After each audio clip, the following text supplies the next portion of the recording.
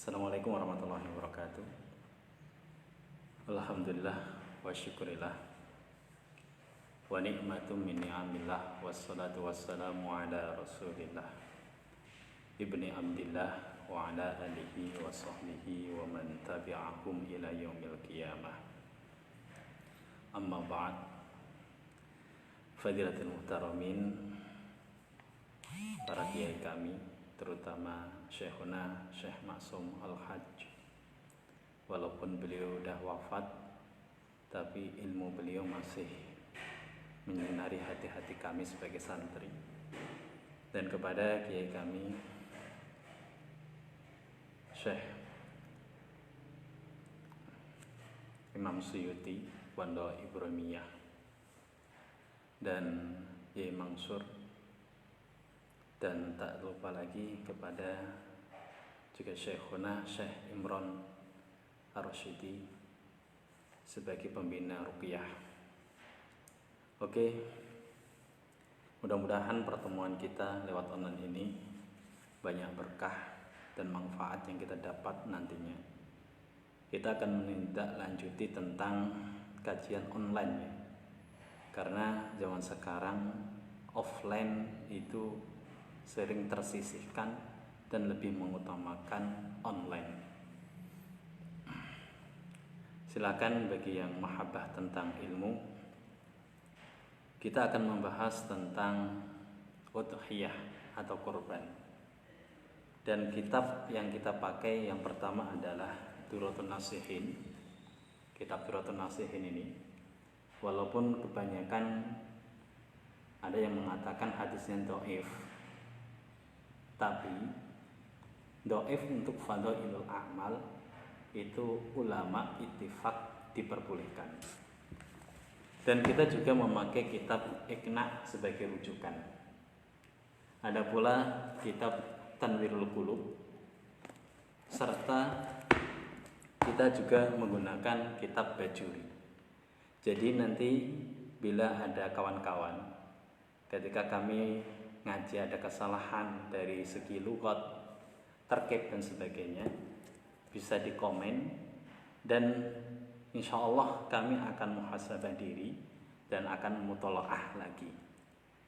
Oke, kita lanjut saja.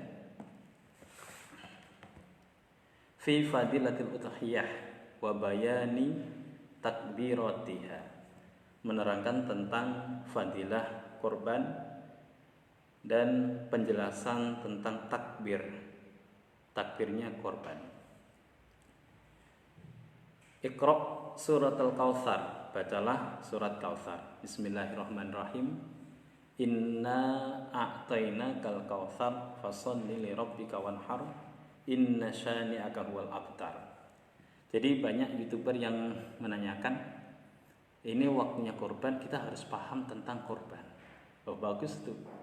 Dan insya Allah kita jihad bersama-sama berjuang.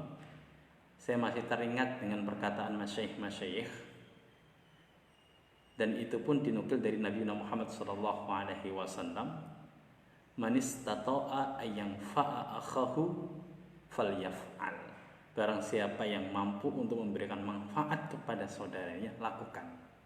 Kalau mampu dengan harta, berikan harta, infakkan harta. Kalau kita mampu lewat ilmu, berikan ilmu.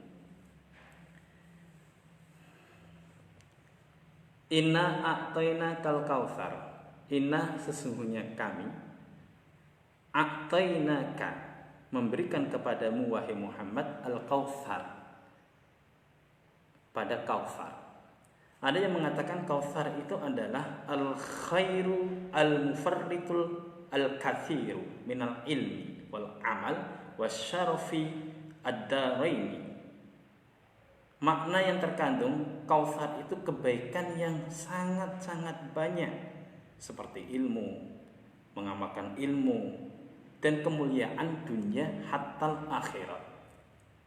Satu.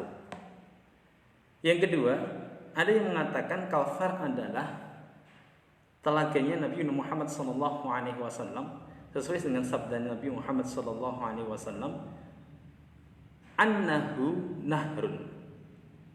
Kautsar itu adalah sungai. fil jannati, di dalam surga, wa'adanihi rabbi, yang Tuhanku Allah Jalla Jalaluhu menjanjikan kepadaku, fihi khairun katsir, banyak kebaikan di dalamnya, ahla minal athal, lebih manis daripada madu, wa ashadda bayadan minal laban, dan lebih putih daripada susu, wa afrada minas salji, dan lebih dingin daripada salju, wa alyanu minaz zubadi, dan lebih lembut daripada untuk kepiting. Masya Allah. Kapan Nabi Muhammad sallallahu alaihi wasallam dan ummatah mendapatkan Kautsar? Ketika fasholli li rabbika, ketika mau mendirikan sholat untuk Tuhannya. Ada yang mengatakan ini sholat 5 waktu hanya khusus kepada Allah, tidak ada niatan untuk pamer dan sebagainya. Ngaji ini juga insya Allah niatnya ke Allah, bukan untuk tenar supaya terkenal. Sekarang zaman-zaman modern, kalau kita tidak lewat online, yang online saja kita lihat tampilannya, ada yang joget-joget, telanjang, bahkan ada sesuatu yang tidak senonoh, itu pun dia berani. Masa ngaji kok kita ketinggalan? Ya, tolong dukungannya kawan-kawan yang cinta dalam dakwah untuk menegakkan kalimatullah. Yang pertama mengatakan seperti itu pendapatnya, bahwa sholat 5 waktu. Ada yang berpendapat fasholli li rabbika, itu sholat Idul Adha. Setelah sholat Idul Adha, wanhar, dan mau berkorban. Kita bahas dulu tentang fadilahnya korban. Fadilahnya korban ya. Untuk penjelasan tentang fikih, insya Allah kita akan lebih mendetail. Silahkan komennya, yang mau bertanya silahkan tanya tentang korban, karena ini pembahasan yang sangat penting menurut kami. Boleh mengkritik, mengasih saran, tapi dengan catatan dia harus punya ilmu dan punya rujukan yang nantinya kami bisa menerima pendapat atau komentarnya. Oke. Yang pertama, tentang fadilah korban.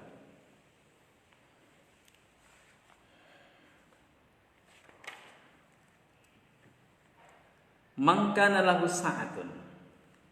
Kita lihat dari fadilah yang diutarakan oleh sahabat Ali radhiyallahu an, karamahullahu wajhah. Terkenal dengan karamahul wajah itu karena sahabat Ali mukanya itu dimuliakan oleh Allah, tidak pernah melihat alat kelaminnya sendiri, apalagi lihat alat kelamin orang lain. Kata sahabat Ali, man kharaja min baitihi ila syira'il udhiyah, barang siapa yang keluar dari rumahnya tujuannya membeli hewan korban, kana lahu bikulli khatwatin, maka setiap satu langkah Allah berikan asru hasanatin, 10 kebaikan. Satu langkah 10 kebaikan, 2 langkah 20 kebaikan. Coba bayangkan, indah. Wa rufi'a lahu asru darajatin, dan Allah angkat 10 derajat. Wa idza takallama fi syira'iha, dan ketika tawar menawar, kana kalamuhu tasbihan, maka tawar menawarnya itu dihitung tasbih. Berapa mas? 3 juta. Masa kambing seperti ini 3 juta? Pembicaraan seperti itu dikatakan tasbih. Masya Allah, begitu indahnya. Wa idzan naqada thamanaha kana lahu bikulli dirhamin 700 hasanatin, dan ketika memberikan DP atau kontan, setiap 1 dirham, 1 rupiah, Allah kasih 700 kebaikan. Wa idza tarahaha al-ardi yuridu dabha istaghfara lahu kulli khalqin min mawdi'iha ila al-ardi sabi'ah. Dan ketika meletakkan hewan korban di tanah, niat ingin menyembelihnya, maka setiap makhluk di muka bumi ini semuanya memintakan ampun kepadanya. Luar biasa kawan-kawan. Ini fadilah. Wa idza ahraqad dammaha, dan ketika mengalirkan darahnya, khalaqallahu bikulli khatwatin, maka Allah jadikan setiap satu tetes darah korban tersebut asyratan minal malaikati, 10 malaikat, yastaghfiruna lahu ila yaumil qiyamah, yang memintakan ampun hingga hari kiamat. Ayo yang mampu korban, jangan pelit-pelit, karena salah satu bekal kita adalah sedekah jariah, ilmu yang bermanfaat, anak yang soleh. Ini termasuk sedekah jariah yang manfaatnya kita ambil setelah kita wafat, insyaallah ya. Wa idza qassama lahmaha, ketika membagikan daging-daging korban, kana lahu bikul luqmatin mislu iski raqabatin min walad Ismail. Ketika membagikan daging kurban, setiap satu suapan itu nilainya, pahalanya seperti memerdekakan budak dari keturunan Nabi Ismail alaihi salam. Masya Allah, luar biasa. Sehingga para alim ulama ada yang berbeda pendapat, ada yang mengatakan korban itu hukumnya wajib, ada yang mengatakan hukumnya sunnah. Ada yang berpendapat sunnah muakkad, ada yang berpendapat sunnah kifayat ataupun sunnah ain. Yuk, sekarang kita bahas tentang fikih. Kita merujuk ke kitab Iqna. Kita bahas kitab Iqna ya. Nah, coba diperhatikan betul-betul, korban ini sangat penting ya. Masya Allah, kita buka terlebih dahulu. Kita buka.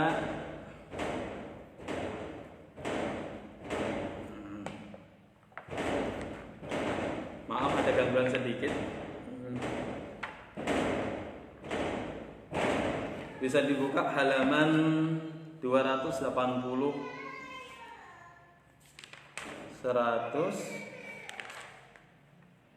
277. Yuk, kita bahas ya. Faslun fil udhiyah, menjelaskan tentang korban. Mushtaqun min dohwati, mustaq dari dohwah, diambil dari kata dohwah. Wa huwa ad-duha wa huwa bidhammi hamzatiha, duha wa kasriha. Ada yang mengatakan diha, ada yang mengatakan udhiyah, ada yang mengatakan idhiyah. Apa itu udhiyah? Ma yutbahu minan na'ami taqarruban ilallah min yaumil idi ila akhiri ayyami tasyriki. Udhiyah adalah hewan ternak, kambing, sapi, unta dan semisalnya, yang dipotong untuk mendekatkan diri kepada Allah Subhanahu wa taala, dimulai dari hari Id, setelah sholat Idul Adha, khutbah, baru dipotong. Ila akhiri ayyami tasyriki, hingga akhir hari tasyrik, 10, 11, 12, 13, 4 hari waktunya. Ingat ya kawan-kawan, asal dari udhiyah ini itu diambil dari Al-Quran. Wal aslu fiha qabla al-ijma' qauluhu, diambil dari Al-Quran, firman-Nya Allah Subhanahu wa taala, fasholli li rabbika wanhar, maka sholatlah untuk Tuhanmu, wanhar, dan berkorbanlah. Para alim ulama Syafi'iyah, pengikut Imam Syafi'i, mengatakan bahwa hukum udhiyah itu sunnatun muakkadatun, sunnah muakkad. Tapi menurut Imam Abu Hanifah itu mengatakan wajib. Dasarnya bagaimana? Man kana lahu sa'atun wa lam yudhi fala yaqribanna musallana. Barang siapa yang punya rizki, dia nggak mau korban pelit, nggak mau korban sama sekali. Kata Nabi, jangan dekat-dekat tempat sholat kami. Bisa musola, bisa masjid, jangan dekat-dekat, pelit, mencicil. Ada yang mengatakan walaupun ini kebanyakan orang doif hadisnya. Man kana lahu sa'atun wa lam yudhi falyamut insya'a yahudiyan atau insya'a nasraniyan. Kalau kamu punya rezeki nggak mau korban, matilah dalam keadaan Yahudi ataupun dalam keadaan Nasrani. Ini menurut Abu Hanifah bahwa korban itu hukumnya wajib. Tapi menurut Imam Syafi'i, Imam Malik itu mengatakan sunnah mu'akkad. Ada sunnah mu'akkad yang kifayat, maksudnya keluarga, salah satu dari keluarga kita ada yang korban, maka semuanya tidak dituntut untuk berkorban. Ada yang berpendapat kalau dia hanya satu orang, maka sunnah mu'akkad yang ain sangat dianjurkan untuk berkorban. Kita pilih yang mana, pendapat yang pertama apa yang kedua? Yang pertama itu berpendapat sunnah mu'akkad, yang kedua fardhu ain. Wajib, kalau punya wajib berkorban. Ya, silahkan jamaah. Semuanya benar dan ada dasarnya. Bagi siapa yang wajib tersebut, ada ketentuan-ketentuan. Sebelum kita meranjak ke situ, kita akan lihat dulu bahwa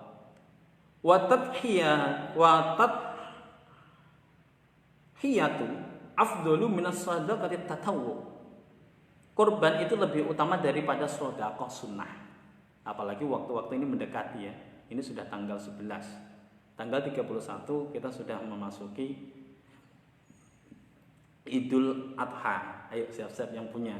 Kalau kita nggak mampu dari sekarang. Tapi ingat jangan nandar ya. Kalau nandar itu wajib. Bahkan ada yang mengatakan kalau kamu nandar, kamu nggak boleh makan walaupun sesuap dagingnya. Ingat itu. Kalau kamu nandar, kamu nggak boleh makan daging sesuapnya. Bahkan keluarga-keluargamu yang kamu nafakoi, istri, anak, itu nggak boleh makan dari hewan korban yang kamu nandari. Itu menurut kitab Tanwirul Qulub. Tidak boleh makan dari keluarga kita yang kita nafakoi, yang mana kita bernandar. Jadi kalau kita punya niat, jangan jadikan nandar. Insya Allah tahun berikutnya, kalau sekarang saya tidak mampu untuk korban, insya Allah tahun berikutnya saya mau korban. Tapi bukan nandar ya, karena nandar itu hukumnya wajib. Wa yukrahu lil qadiri tarkuha, dan makruh bagi orang yang mampu meninggalkan korban. Insyaallah, mudah-mudahan ya kita diberikan rezeki walaupun sekarang. Yang mau dakwah silakan. Nah, ya, dakwah boleh memakai harta, boleh memakai ilmu, punya ilmu, salurkan ilmu tersebut. Kita ngaji di sini walaupun lewat online, itu luar biasa loh. Kenapa kata Nabi Muhammad SAW, la antah dua baban minal ilmi, kamu ngaji satu bab ilmu saja, khairun, lebih baik, min antusalliya mi'ata rakaatin, lebih baik daripada 100 rakaat. Ngaji sama siapa? Silahkan jamaah panggil saya bapak, mas, dan sebagainya. Enggak perlu panggil ustadz. Ustadz itu alim ulama, itu berat. Dia harus mengetahui tentang alat-alat pembacaan kitab, nahwu, shorof, dan sebagainya. Nah, tahu yang namanya itu baru alatnya ya, iklal, ilmu manteknya dan ilmu balaghahnya dan sebagainya. Oke ya. Kita lanjut lagi. Wa yukrahu lil qadir tarkuha, makruh bagi orang yang mampu meninggalkan korban. Wa yusannu limuridi ayyal alla yazila sya'rahu wala dhafrahu fi ashri dzulhijjah. Maka disunahkan bagi orang yang ingin korban jangan memotong rambut dan kuku terutama di 10 Dzulhijjah sehingga memenuhi korban, karena kita akan didatangkan besok sebagai saksi. Kuku kita, rambut kita, semua anggota kita biar utuh aja walaupun panjang. Sunnah hukumnya ya. Kama fil Majmu', keterangan ini diambil dari kitab Majmu'. Masyaallah. Wa yusannu ayyudabbiha udhiyah ar-rajulu bi nafsihi in ahsana dzabha littiba. Disunahkan bagi orang yang ingin berkorban memotong korbannya sendiri. Sunnah ya, bukan wajib, tapi hukumnya sunnah. Kalau mampu dan dia tahu tata cara untuk memotong hewan korban tersebut. Tapi kalau nggak mampu jangan, ya, jangan. Nanti bisa jadi bangkai itu. Ada tata caranya, kita bahas nih. Sabar dulu, ya. Amal mar'atu fasunnatul laha an tawakkala laha fil majmu'. Adapun perempuan, sunnahnya memang harus diwakilkan. Diwakilkan bagi laki-laki lah. Wal khunsa misluha. Sedangkan orang yang punya 2 alat kelamin itu seperti hukum perempuan. Khunsa namanya, wandu ya dalam bahasa Jawa. Masya Allah, banyak nih keterangan. Kita terus, yuk kita bahas.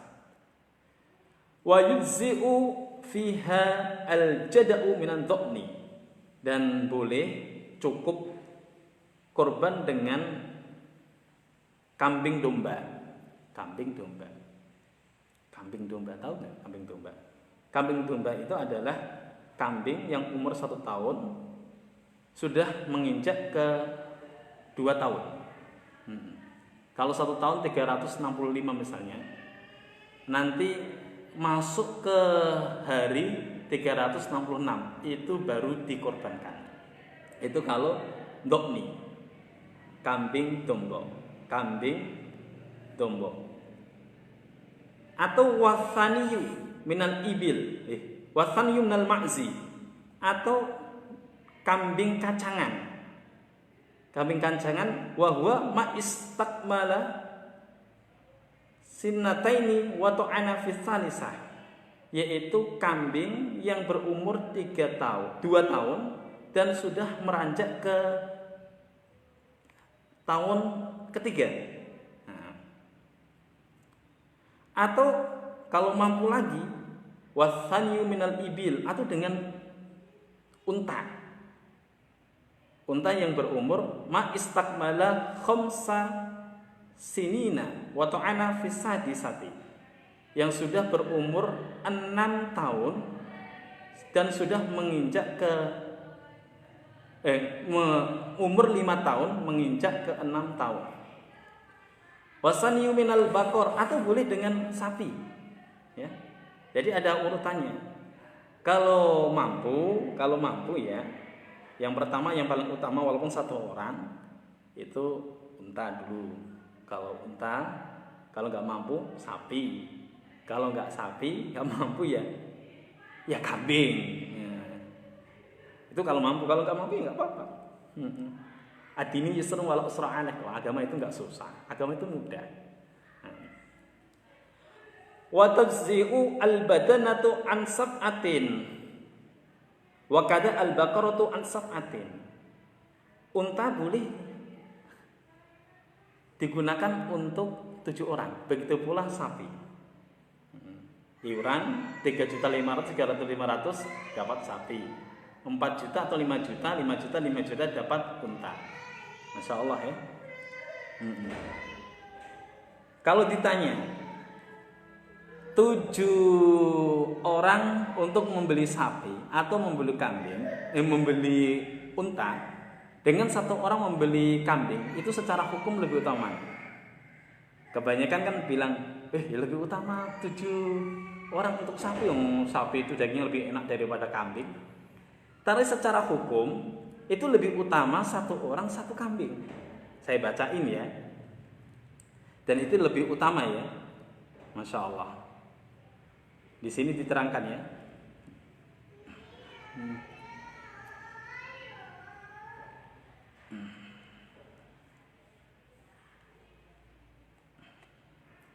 Wasatun afdolu minal musyarakati fi badanatin aw baqaratin. Satu kambing itu lebih utama daripada berserikat 7 orang.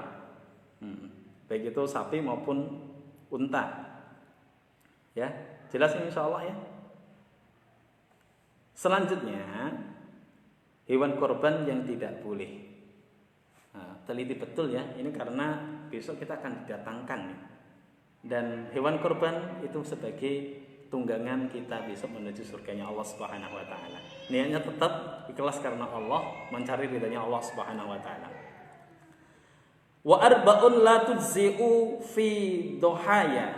4 hewan korban yang tidak boleh digunakan untuk korban. Yang pertama, al-awra'u al-bayyinu auruha, yaitu hewan yang jelas-jelas butanya.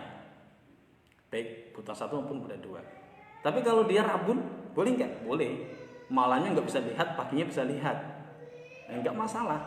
Yang nggak diperbolehkan itu buta. Yang kedua, wasaniyatu al-irja'u al-bayyinu urjuha, yaitu hewan yang jelas-jelas pincang. Kalau sedikit nggak masalah. Ini pincangnya jelas nih. Jalannya yang satu nggak bisa digunakan. Nggak boleh. Yang ketiga, al-maridatu al-bayyinu marduha. Jelas sakitnya. Nah, mau mati pileran digunakan korban. Nggak boleh. Falau kana marduha yasiron, yasiron lam yadur. Kalau sakitnya itu hanya sedikit, maka tidak dipermasalahkan. Kalau sakitnya yang sedikit tidak dipermasalahkan. Tapi kalau sakitnya itu sampai mau mati kok mau dikorbankan, ya nggak sah korbanmu. Ya.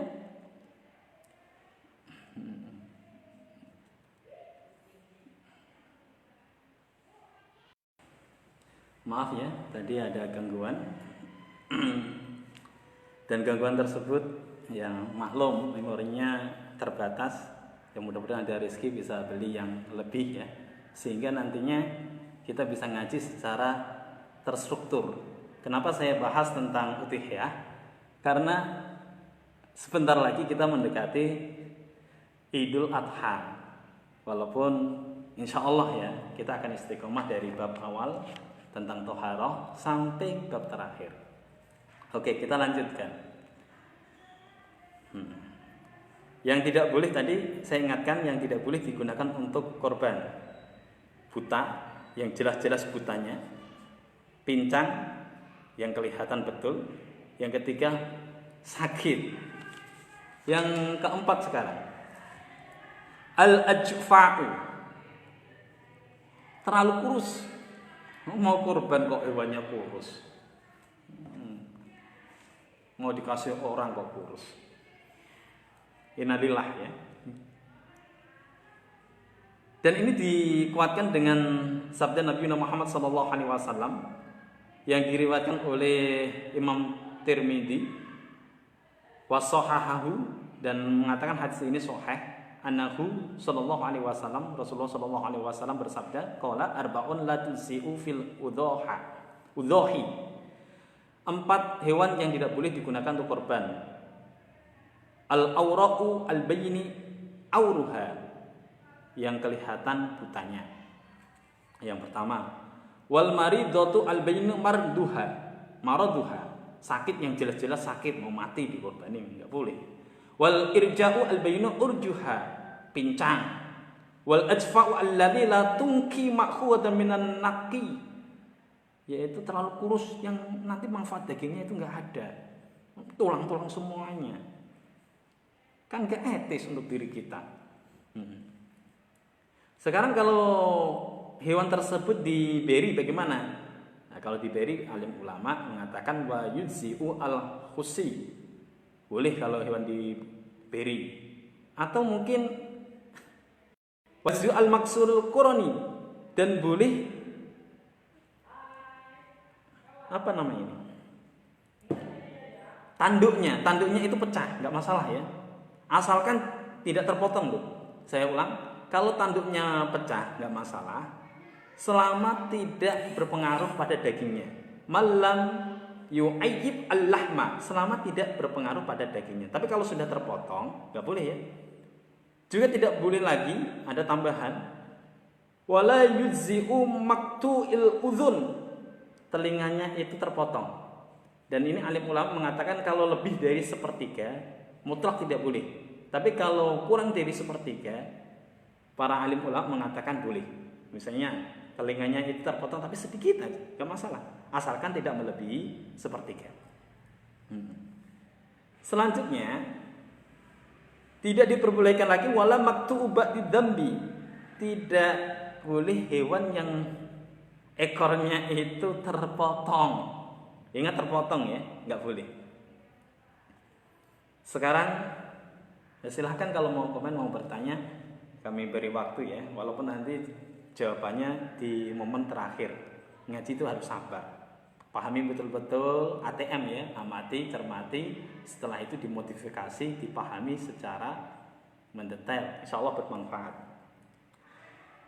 Wa yudkhalu waktu dzabhi min waktu sholatil idi ila ghurubi syamsi min ayyami tasyrik. Jadi waktu penyembelihan itu dimulai setelah sholat Idul Adha dan 2 khutbah. Akhirnya ketika matahari terbenam di Yaumut Tasyrik, di akhir hari Tasyrik, tanggal 13. Insyaallah. Dan ini sunnah hukumnya kan? Jamaah ini sunnah hukumnya, bukan wajib ya. Orang muslim nyembelih itu hukumnya tetap sah ya. Ini sunnahnya. Wa yustahabbu inda dzabhi khamsatu asya'a. Disunahkan ketika mau korban, mau nyembelih itu melakukan 5 perkara. Yang pertama at-tasmiyatu, baca bismillah, bismillahirrahmanirrahim. Allahumma shalli ala sayyidina Muhammad. Yang kedua baca sholawat, Allahumma shalli ala sayyidina Muhammad. Baca takbir, Allahu akbar. Sunnah hukumnya. Yang ketiga, istiqbalul kiblati bidzabihati. Memotongnya itu menghadap arah kiblat. Ya, sunnah. Yang keempat takbir. Allahu akbar, Allahu akbar, Allahu akbar. Yang kelima doa. Allahumma hada minka wa ilaika fataqabbal minni. Dan ini dilakukan oleh Nabi Muhammad sallallahu alaihi wasallam. Allahumma hada minka wa ilaika fataqabbal minni. Ya, saya ulang kembali ya. Cara untuk menyembelih ya, sunnahnya baca bismillah, sholawat, menghadap kiblat, baca takbir dan doa. Kalau dipraktekkan bismillahirrahmanirrahim. Allahumma shalli ala sayyidina Muhammad wa ala sayyidina Muhammad. Allahu akbar, Allahu akbar, Allahu akbar 3 kali. Langsung doa Allahumma hadza minka wa ilaika fataqabbal minni. Kalau sendiri, kalau orang lain min Zaidin, min Umar, min Fatimah dan sebagainya. Dan ada yang menambahkan ini juga hukumnya sunnah. Sebelum dipotong, pisau atau alat untuk memotong itu ditajamkan terlebih dahulu.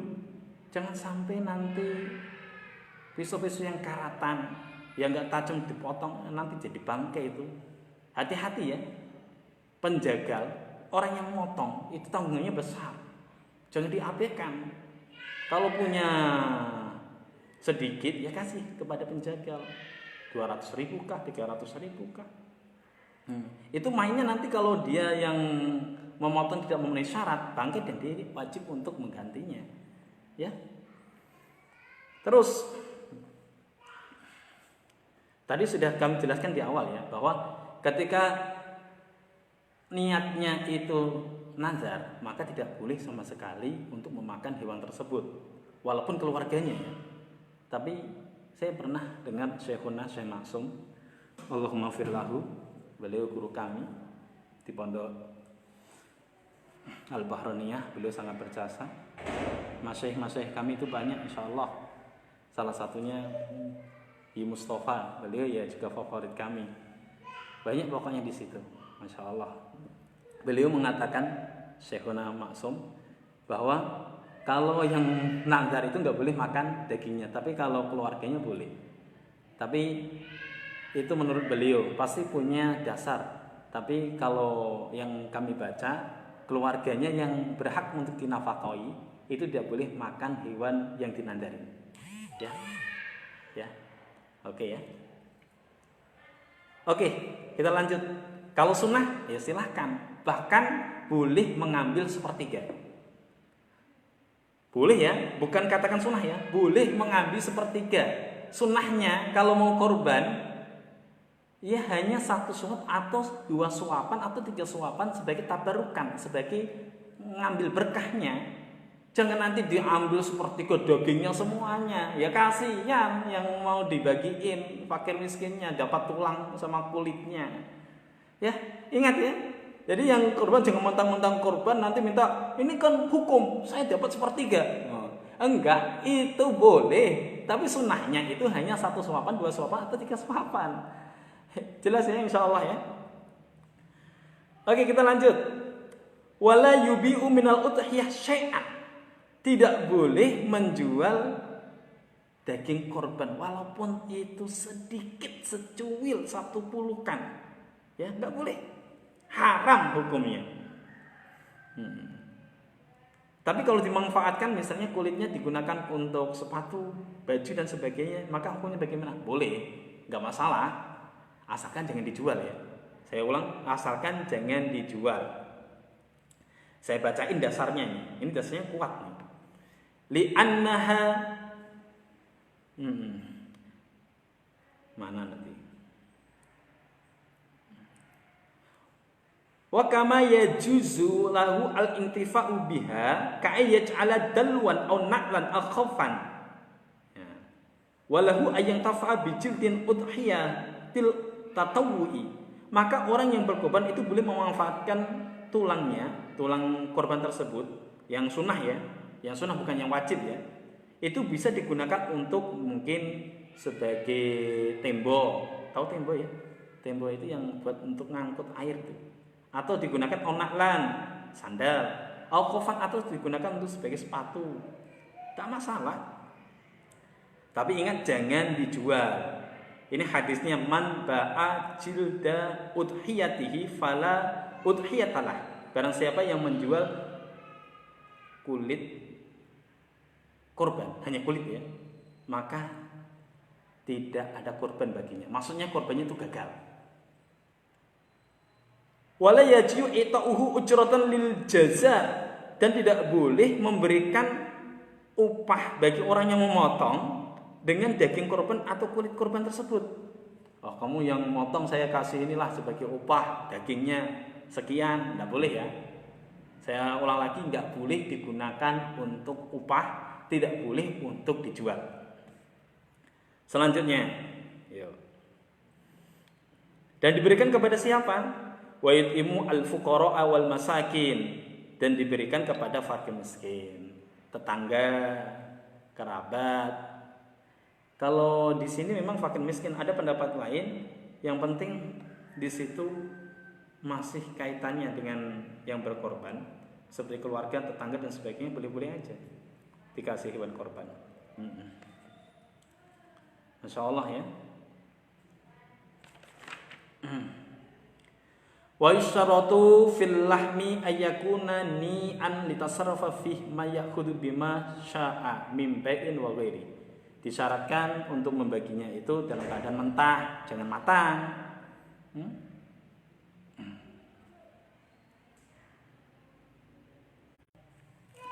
Aduh, mohon maaf jemaah. Jadi memorinya penuh terus. Jadi kita sedikit ya, kurang sedikit aja kita selesai. Jadi harus diberikan dalam keadaan mentah ya. Tujuannya supaya ada kebolehan, boleh dijual atau mungkin boleh dimakan sendiri. Kama fil kafarah. Fala yakfi ja'luhu ta'aman, dan tidak boleh dijadikan sebagai makanan.